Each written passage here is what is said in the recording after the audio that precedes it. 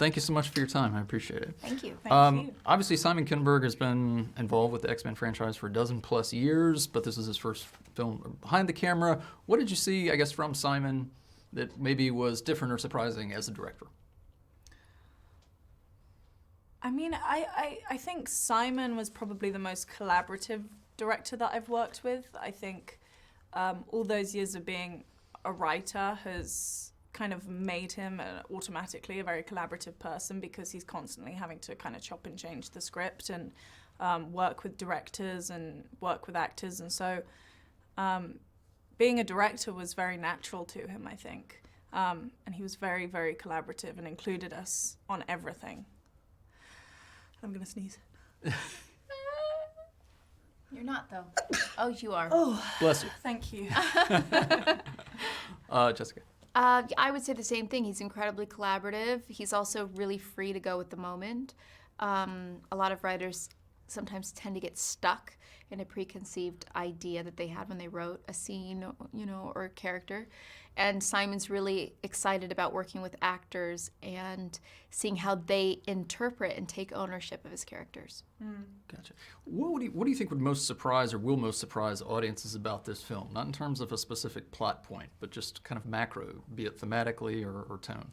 I think exactly thematically and tone, it's very different from the other X-Men movies. It's less of a superhero movie and it's more of kind of a family drama, psychological thriller. It's kind of, what Logan was to the Wolverine movies.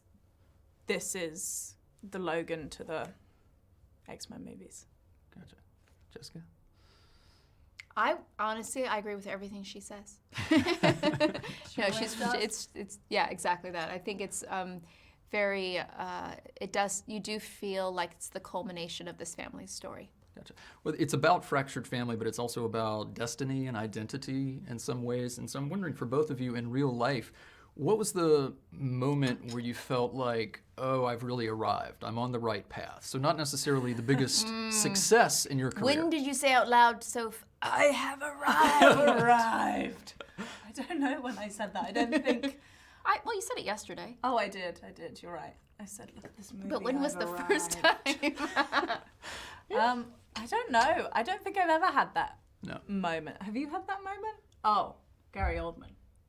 When I met Gary Oldman, because he had seen my work and it flipped around. I was nervous to say hi to him, and then he came up to me and said that he was kind of shy to say hi to me, and I was like, what's happened to my life? Like, everything's kind of off kilter in that scenario.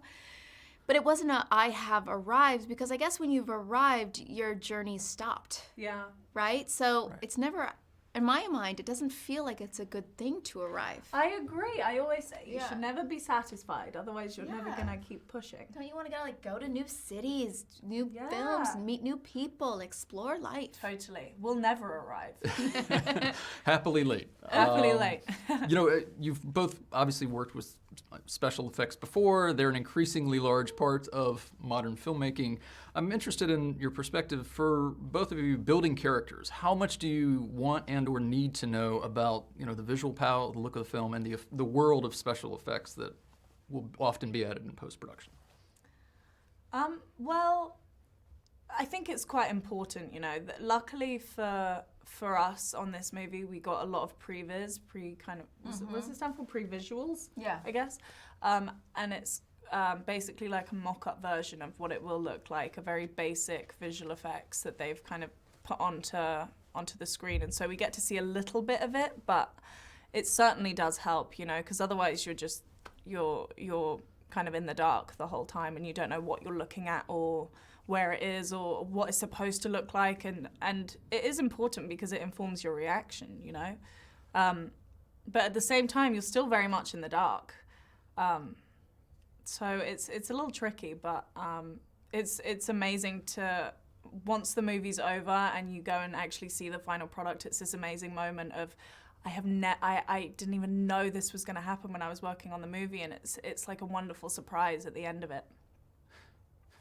Jessica, your character is very clinical. She's an alien, but she's also a composite of several different characters, I guess, from the comics. Can you talk about this sort of very contained, half-lidded physicality maybe that you imbued the character with. Yeah, I guess, when I thought about her as someone incredibly intelligent and clinical in that she didn't use anything to excess. There was a sense of restraint because she doesn't use muscles that she doesn't deem necessary or move her hands. And there's she sees emotions as something that make a species weak because it is a removal from the brain. So in doing so, I thought, there's German expressionism. You think of a lot of things, the neutral mask, how to play a character. I thought even Terminator 2, Robert Patrick, and how he kind of was always moving forward. He was very kind of this slow, stoic force that made it very compelling and actually fearful. It's scarier when someone comes at you in a very calm, thoughtful way. And then the only time that she would use emotion or appear to be human was when she was trying to disarm a human being and to give them what she perceived that they needed. Gotcha. And I think we're wrapped. Thank you so much for your time. I Thank really you appreciate so it. much. Yeah, Of course. yeah.